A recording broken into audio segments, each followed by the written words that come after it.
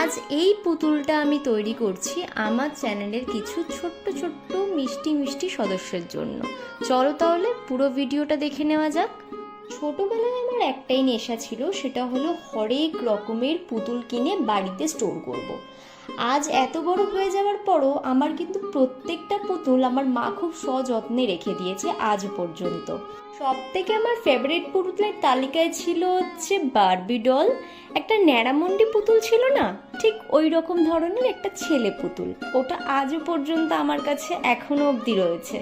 শৈশব বলতে আমাদের 90s-এর ছেলে মেয়েদের কাছে পুতুল, রান্নাবাটি, লুকাচুরি, খেলাধুলা প্রচুর কিছু লিস্টে রয়েছে, কিন্তু এখনকার জেনারেশনের ছেলেমেয়েরা সেটা কিন্তু বোঝেই না।